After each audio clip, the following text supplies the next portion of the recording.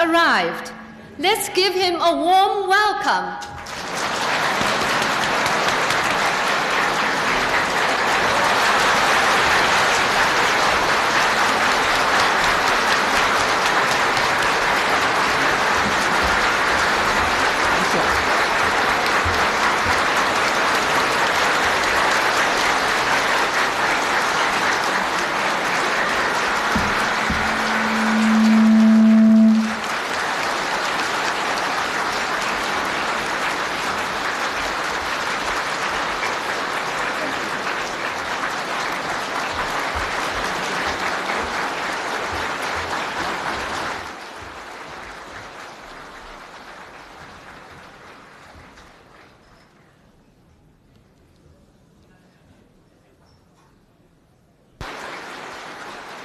President Ronald Reagan of the United States of America.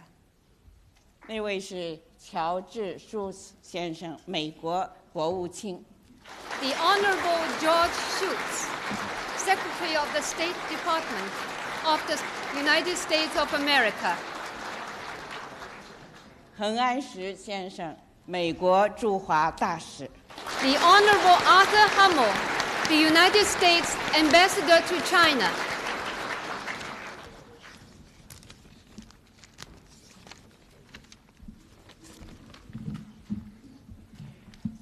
我们大家将会很有价值。It is an honor for Fudan University to have Mr. President visiting us today during his brief stay in Shanghai. We feel especially honored that Mr. President is going to deliver an address to the students and faculty members of Fudan University. I'm sure that the message conveyed through Mr. President's speech will be of great value and worth to all of us. 现在让我们以热烈的掌声欢迎总统先生对我们发表演说。Now let us greet Mr. President's speech with a warm applause.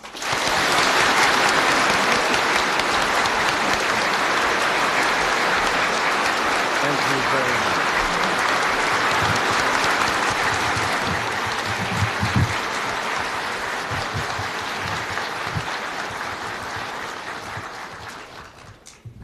Thank you very much.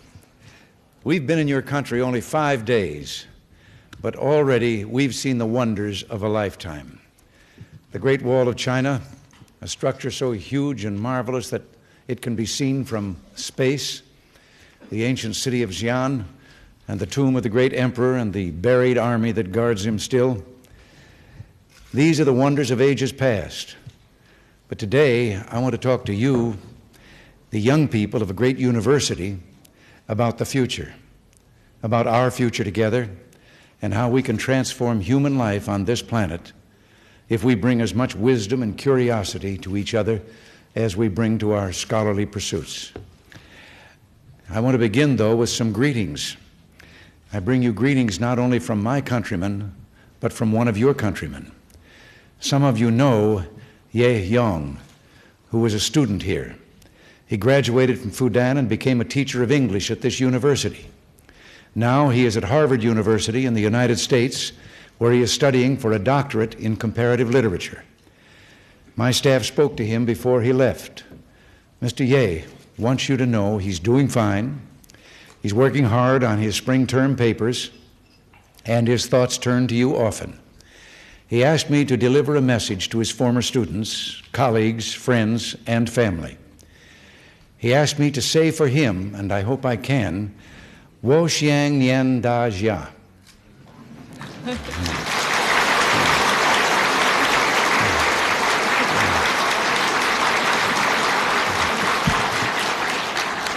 He wants you to know that he looks forward to returning to Fudan to teach, and President Xie. He said to tell you he misses your friendship and encouragement, and Mr. Ye says you are a very great woman and a great educator.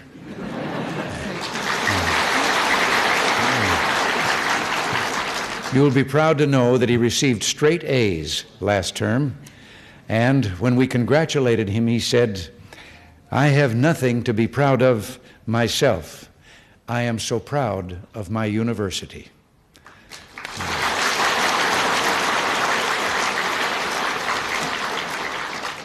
I'd like to say a few words about our China-U.S. educational exchange programs. It's not entirely new, this exchanging of students. Your president, Ye, earned a degree from Smith College in the United States. Smith is also my wife Nancy's alma mater. And President Ye also attended MIT, Massachusetts Institute of Technology, one of our greatest universities of science, engineering, and technology. But in the past few years, our two countries have enjoyed an explosion in the number of student exchanges. 5 years ago, you numbered your students studying abroad in the hundreds. Since then, 20,000 Chinese scholars have studied throughout the world, and more than half of them have come to American schools. More than 100 American colleges and universities now have educational exchanges with nearly as many Chinese institutions. We have committed more resources to our Fulbright program in China than in any other country. 2 of the American professors teaching here at Fudan are Fulbright professors, and there are 20 American students studying with you, and we're very proud of them. American students come to China to learn many things: how you monitor and predict earthquakes, how you've made such strides in researching the cause and treatment of cancer. We have much to learn from you in neurosurgery and in your use of herbs and medicine. And we welcome the chance to study your language, your history, and your society.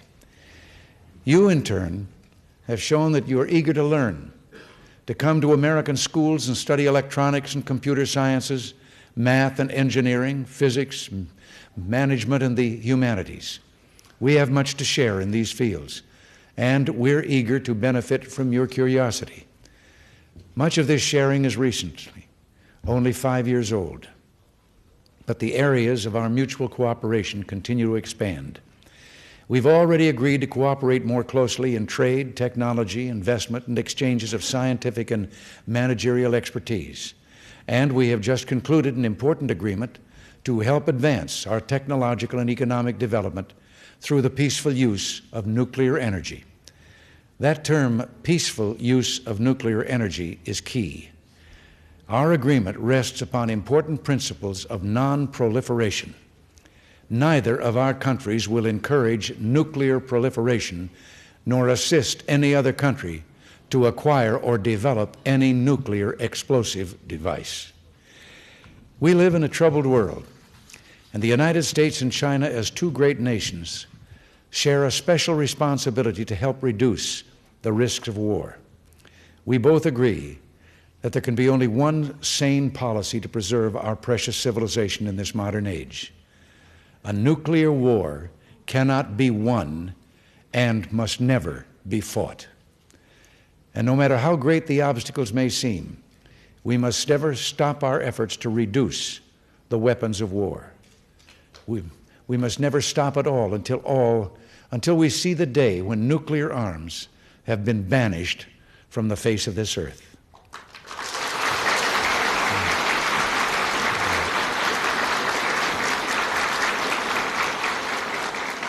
With peaceful cooperation as our guide, the possibilities for future progress are great.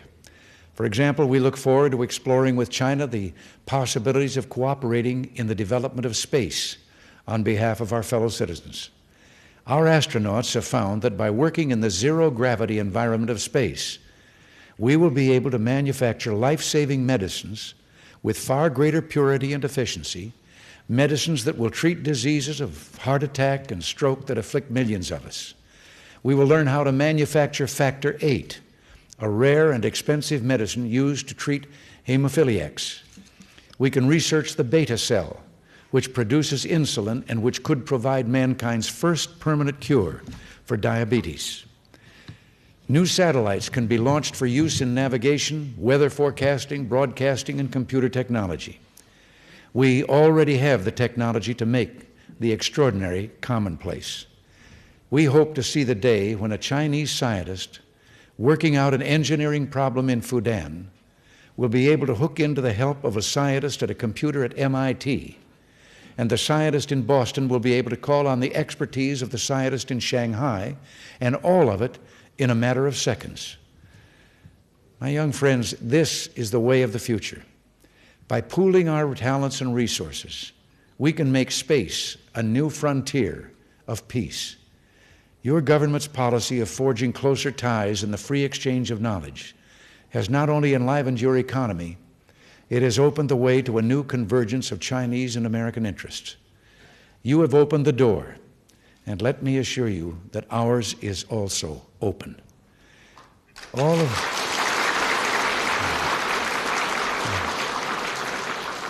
All of this is particularly exciting in light of the recent history of our two countries. For many years, there was no closeness between us, and the silence took its toll. A dozen years ago, it began to change. Together, we made it change. And now in the past 5 years, your policy of opening to the outside world has helped us begin to know each other better than we ever have before. But that process has just begun. To many Americans, China is still a faraway place, unknown, unseen, and fascinating.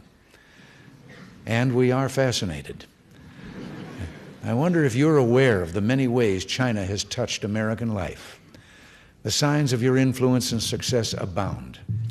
If I were spending this afternoon in Washington, I might look out the window and see a man and woman strolling along Pennsylvania Avenue, wearing Chinese silk. They might be on their way to our National Portrait Gallery to see the Chinese art exhibit. And from there, perhaps they would stroll to our National Gallery to see the new building designed by the Chinese-American architect I.M. Pei. After that, they might end their day dining in a restaurant that serves Chinese cuisine.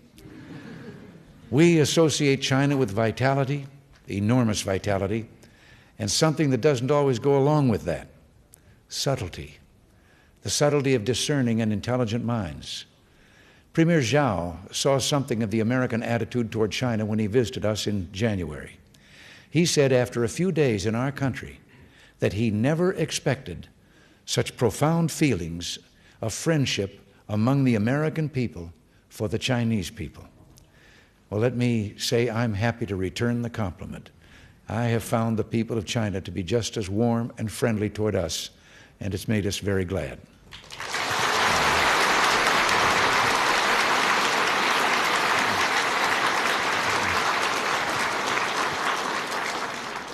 But meeting you and talking to you has only made me want to know more. And I sense that you feel the same way about Americans. You, too, wish to know more. I would like to tell you something about us and also share something of my own values. First of all, America is really many Americas. We call ourselves a nation of immigrants, and that's truly what we are. We have drawn people from every corner of the earth. We're composed of virtually every race and religion, and not in small numbers, but large. We have a statue in New York Harbor that speaks of this, a statue of a woman holding a torch of welcome to those who enter our country to become Americans. She has greeted millions upon millions of immigrants to our country. She welcomes them still. She represents our open door. All of the immigrants who came to us brought their own music, literature, customs, and ideas. And the marvelous thing, I think of which we're proud, is they did not have to relinquish these things in order to fit in. In fact, what they brought to America became American. And this diversity has more than enriched us. It has literally shaped us.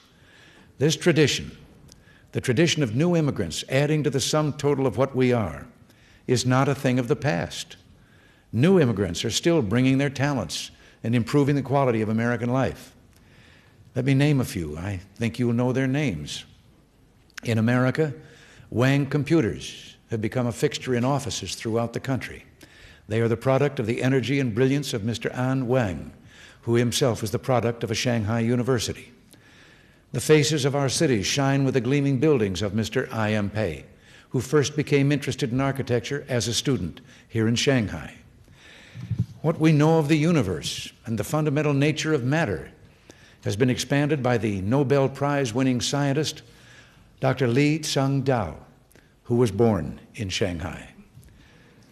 We admire these men, we honor them, and we salute you for what you gave them that helped make them great.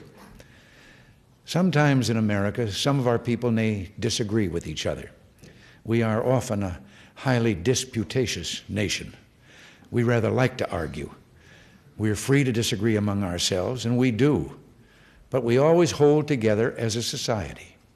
We've held together for more than 200 years because we're united by certain things in which we all believe, things to which we've quietly pledged our deepest loyalties. I draw your special attention to what I'm about to say because it's so important to an understanding of my country. We believe in the dignity of each man, woman, and child.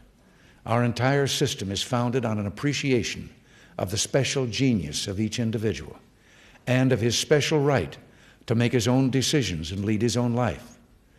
We believe, and we believe it so deeply that Americans know these words by heart, we believe that all men are created equal, that they are endowed by their Creator with certain unalienable rights, that among those are life, liberty, and the pursuit of happiness. Take an American student or teacher aside later today and ask if he or she hasn't committed those words to memory. They are from the document by which we created our nation, the Declaration of Independence.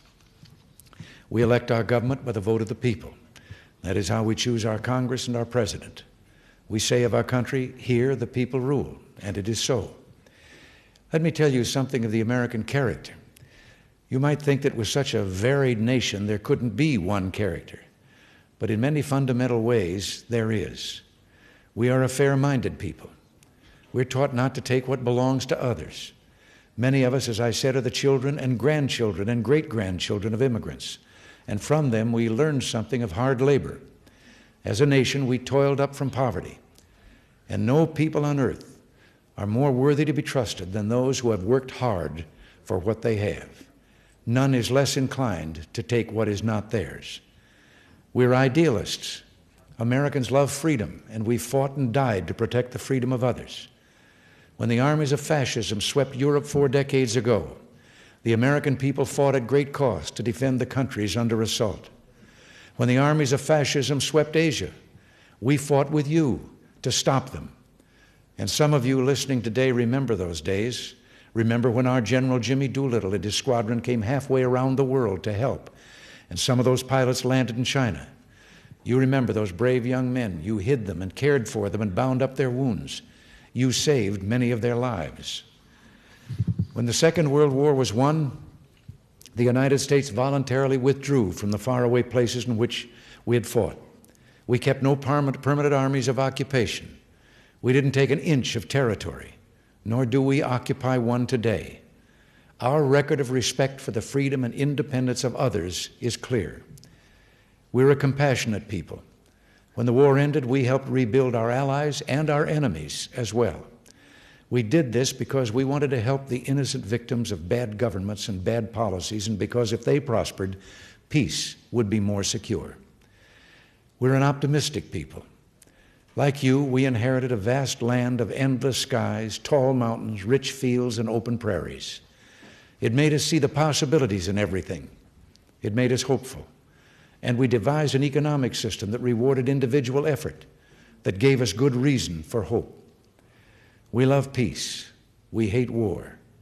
We think, and always have, that war is a great sin, a woeful waste. We wish to be at peace with our neighbors. We want to live in harmony with friends. There is one other part of our national character I wish to speak of. Religion and faith are very important to us.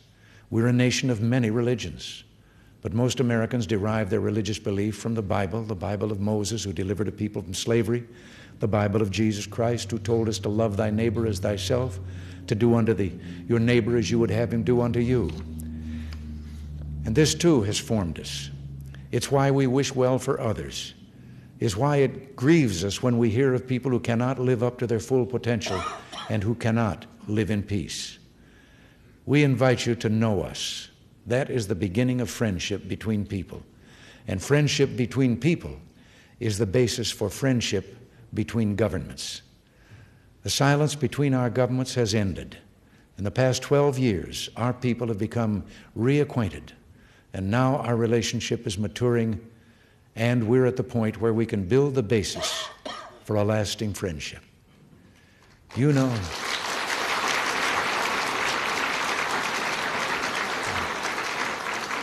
Now, you know as I do that there's much that naturally divides us: time and space, different languages and values, different cultures and histories, and political systems that are fundamentally different. It would be foolish not to acknowledge these differences. There's no point in hiding the truth for the sake of a friendship, for a friendship based on fiction will not long withstand the rigors of this world. But let us, for a moment, put aside the words that name our differences and think what we have in common. We are two great and huge nations on opposite sides of the globe. We are both countries of great vitality and strength. You are the most populous country on earth. We are the most technologically developed. Each of us holds a special weight in our respective sides of the world. There exists between us a kind of equipoise. Those of you who are engineering students will perhaps appreciate that term. It speaks of a fine and special balance. Already, there are some political concerns that align us, and there are some important questions on which we both agree. Both the United States and China oppose the brutal and illegal occupation of Kampuchea. Both the United States and China have stood together in condemning the evil and unlawful invasion of Afghanistan. Both the United States and China now share a stake in preserving peace on the Korean Peninsula, and we share a stake in preserving peace in this area of the world. Neither of us is an expansionist power. We do not desire your land, nor you ours. We do not challenge your borders. We do not provoke your anxieties. In fact, both the United States and China are forced to arm themselves against those who do. The United States is now undertaking a major strengthening of our defenses. It's an expensive effort, but we make it to protect the peace, knowing that a strong America is a safeguard for the independence and peace of others. Both the United States and China are rich in human resources and human talent. What wonders lie before us if we practice the advice, Tong Li He Zhuo, connect strength and work together. Over the past 12 years, American and Chinese leaders have met frequently to discuss a host of issues. Often we've found agreement, but even when we have not, we've gained insight into each other, and we've learned to appreciate the other's perspectives on the world. This process will continue, and will flourish if we remember certain things. We must neither ignore our problems nor overstate them. We must never exaggerate our difficulties or send alarms for small reasons. We must remember that it is a delicate thing to oppose the wishes of a friend, and when we're forced to do so, we must be understanding with each other. I hope that when history looks back upon this new chapter in our relationship, these will be remembered as days when America and China accepted the challenge to strengthen the ties that bind us, to cooperate for greater prosperity among our people, and to strive for a more secure and just peace in the world. You, the students at Fudan University, and the scholars at all the universities in China and America, have a great role to play in both our countries' futures. From your ranks will come the understanding and skill the world will require in decades to come. Today's leaders can pave the way of the future. That is our responsibility. But it is always the younger generation who will make the future. It is you who will decide.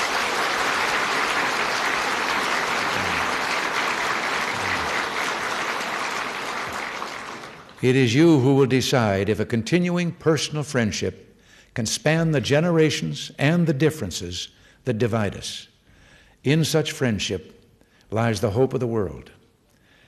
When he was a very young man, Zhou Enlai wrote a poem for a schoolmate who was leaving to study abroad. Zhou appreciated the responsibilities that separated them, but he also remembered fondly the qualities that made them friends.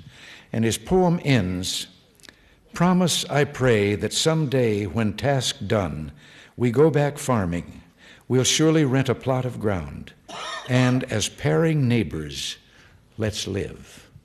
Well, let us, as pairing neighbors, live. I've been happy to speak to you here to meet you in this city that is so rich in significance for both our countries. Shanghai is a city of scholarship, a city of learning. Shanghai has been a window to the West. It is the city in which my country and yours issued the communique that began our modern friendship. It is the city where the Yangtze meets the East China Sea, which itself becomes the Pacific, which touches our shores. The Yangtze is a swift and turbulent river, one of the great rivers of the world. My young friends, history is a river that may take us as it will, but we have the power to navigate, to choose direction, and make our passage together. The wind is up, the current is swift, and opportunity for a long and fruitful journey awaits us. Generations hence will honor us for having begun the voyage, for moving on together, and escaping the fate of the buried armies of Xi'an, the buried warriors who stood for centuries frozen in time, frozen in an unknowing enmity. We have made our choice. Our new journey will continue, and may it always continue in peace and in friendship. Thank you very much.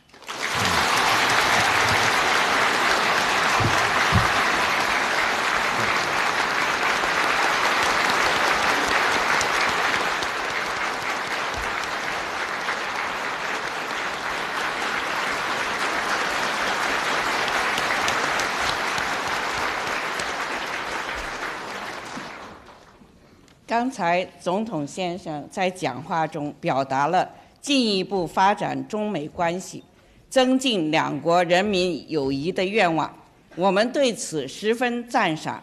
请允许我代表所有的听众向总统先生表示衷心的感谢。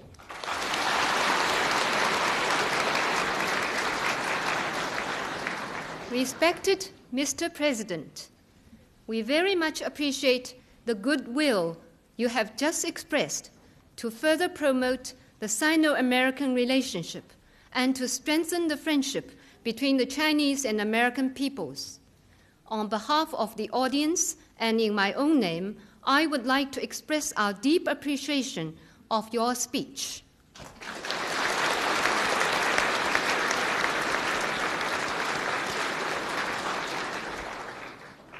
总统先生的讲话使我回忆起青年时代在美国留学时同美国老师、同学朝夕相处的难忘岁月。美国青年勤奋开朗，美国人民对于中国人民的友好感情，至今仍留给我十分深刻的印象。Mr. President's speech has reminded me of the days I spent with American teachers and students when I studied in the United States in my youth. Many years have passed since, but I have kept vivid memories of how very hardworking and high-spirited young Americans always are, and of what kind feelings the American people cherish for the Chinese people. 从那时到现在，世界形势和中国面貌都发生了巨大的变化。中国已最终结束了100多年被压迫、受凌辱的历史，建立起一个公正的、没有人剥削人的社会主义社会。现在我们的青年人已有各种机会，充分发挥自己的聪明才智，为祖国的繁荣富强和重新进入世界科技先进行列做出贡献。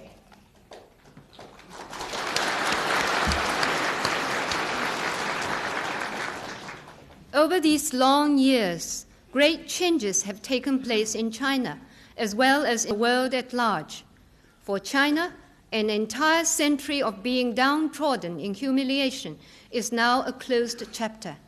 A socialist society, free from exploitation of man by man, has come into being. Today, young people of our country have ample opportunities to bring into full play their intelligence and abilities. They are making a remarkable contribution to the prosperity of the country and to China's re-entry into advanced ranks of the world in science and technology. 诚然，如总统先生所说的，青年人对世界的未来肩负重任。今天的世界并不安宁，但中国人民是热爱和平的。中国愿意在和平共处5项原则，即互相尊重主权和领土完整，互不侵犯。As Mr. President mentioned, young people have a major responsibility on their shoulder for the future of the world. In the present-day world, peace has not yet been securely achieved. The peace-loving Chinese people will seek to improve relations with all other countries in the world, including the United States, on the basis of the 5 principles of peaceful coexistence, respecting each other's sovereignty and territorial integrity, and not interfering in each other's internal affairs. I'm sure that our younger generation will exert themselves in defending these principles and in bringing them into realization. 中美两国人民有传统的友谊，两国关系从长期隔绝到今天总统先生的来访，也是一个巨大的变化。我们希望在上述5项原则和中美3个联合公报的基础上，两国关系将保持现有的势头，继续前进。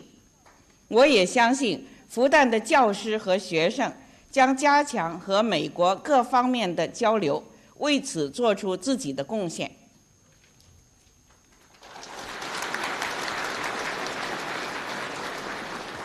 There has been a traditional friendship between the Chinese and American peoples.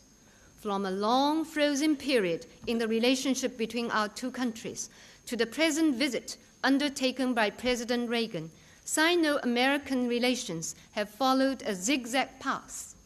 We hope both sides will act in accordance with the above-mentioned 5 principles and with the 3 Sino-American joint communiques, so as to keep the present momentum in the development of Sino-American relations and to push such relations further ahead. I believe that our students and faculty members will gladly commit themselves to the continued growth of exchanges in various fields between China and the United States.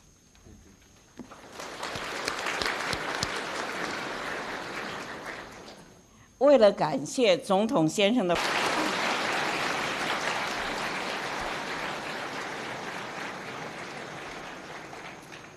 中国历史地图集由我校谭其香教授主持的中国历史地理研究所编绘，共分8卷，现已出版了3卷，其余5卷出版以后，我们将随即转寄给总统先生。Mr. President, as a token of our appreciation of your visit to Fudan University, I would like, on behalf of the students and faculty members of Fudan University, to present you 3 volumes of an atlas of Chinese historical maps, compiled by the Institute of Historical Geography, led by Professor Tan Chi-xiang.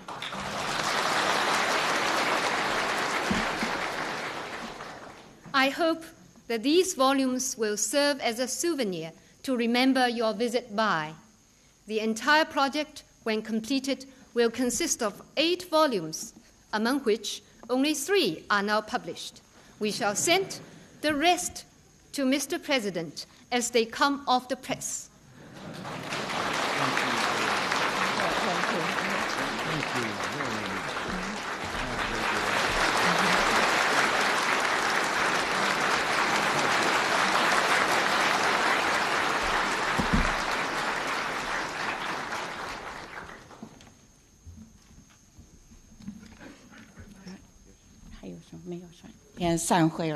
The session is over.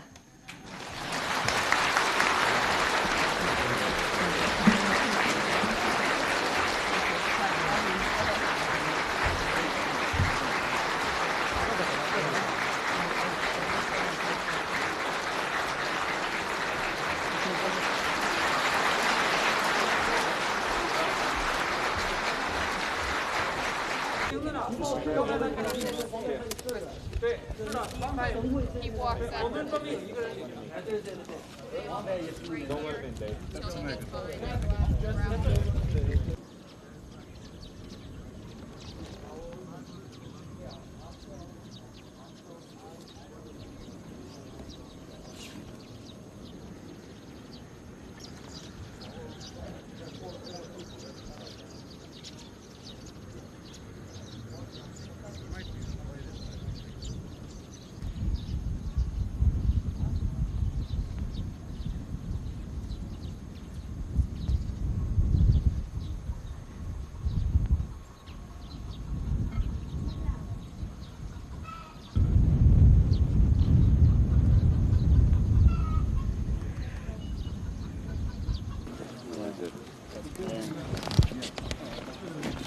We have to talk to the Spriggs has got the site.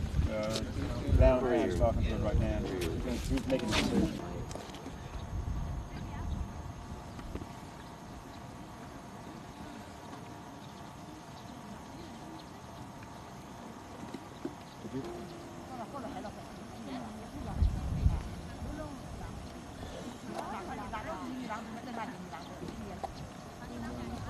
But I really want to.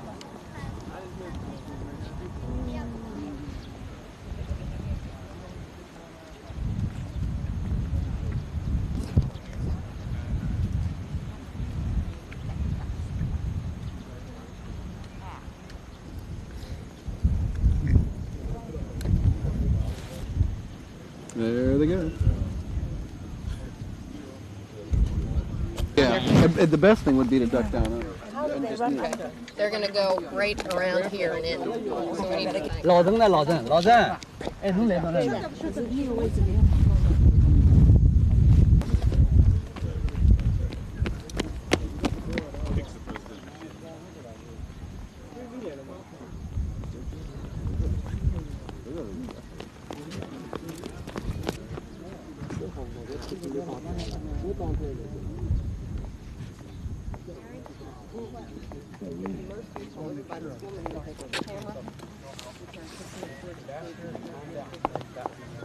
Quick, walk right.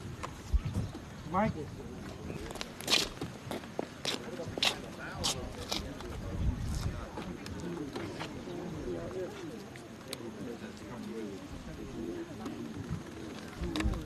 Come on, come on, come on.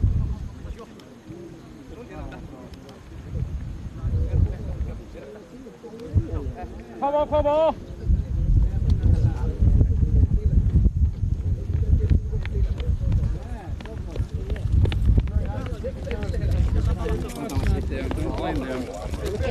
Don't touch the paper.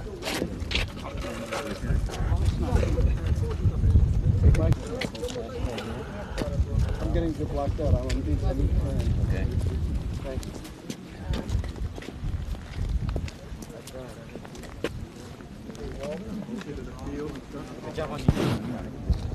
就是只要几个人进去，其他人。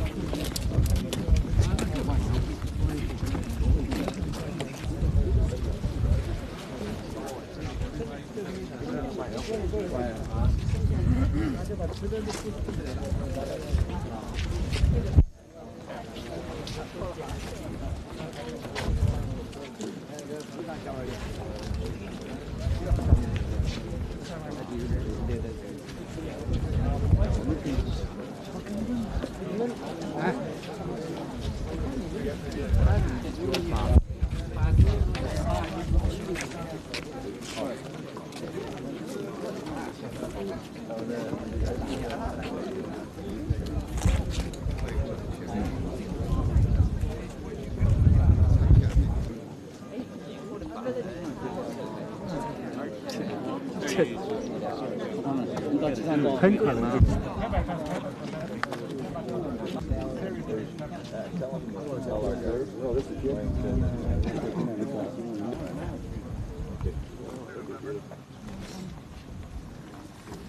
政权是他的这个。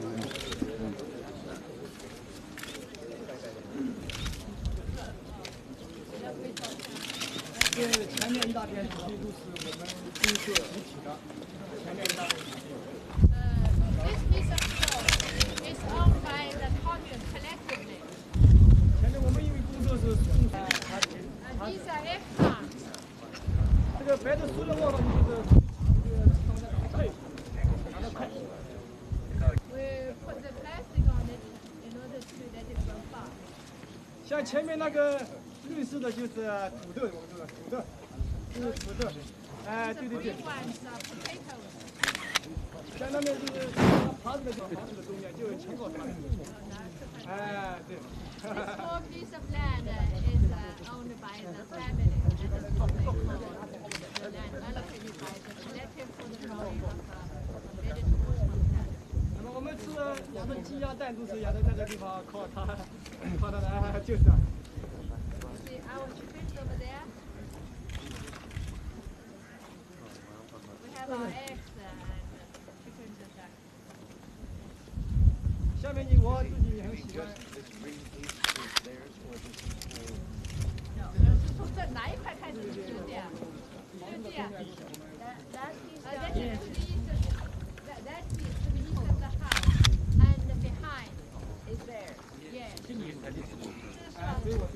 前面也是的。And this more. 下面我自己本人也很喜欢种花的，所以种了一些花草。国内的这个就是我自己种了一些花草。These flowers are planted by himself. He's fond of gardening. As well as building. 像这个都是也会造房子。是我一个人自己搞的，这个。No, he said he did it all by himself. His balcony and everything.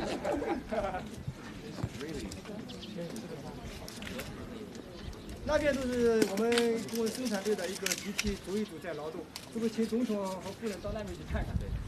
Over there, there's a group of production What do you think, Mr. President? What do you think of all this? I think it's wonderful, and especially since our host here built his home himself.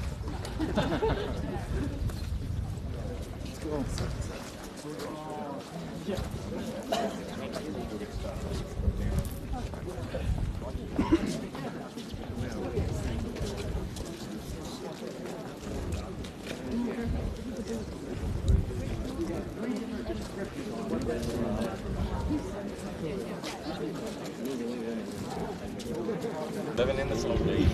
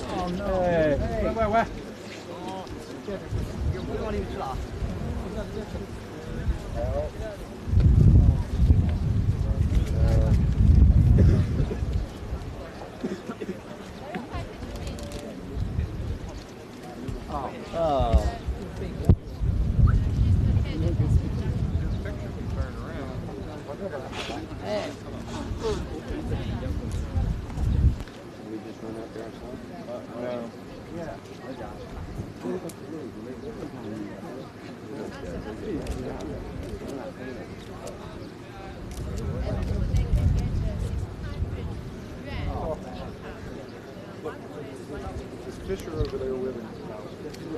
Anyone over there? You need to talk to somebody. Tell Fisher to clean it up.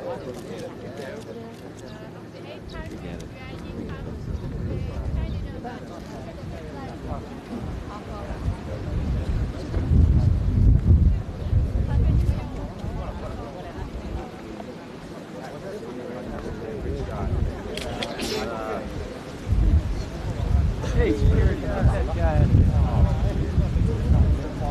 Hey, Bill. Hey.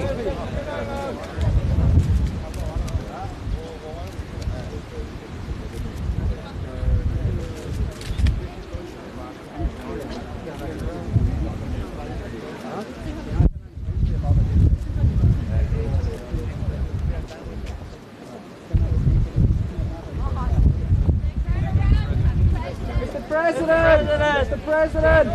Hey, Mr. President! 留住 Let me get a picture. Dry your hands with the hose. Drive the hole! Use it. Come on.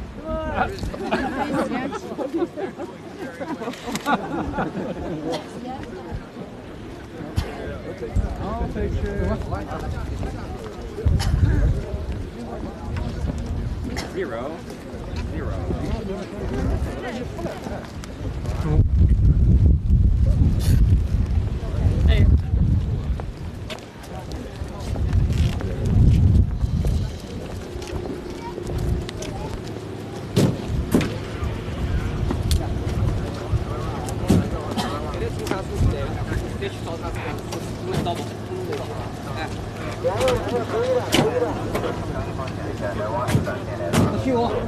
Let's go. 已经染错。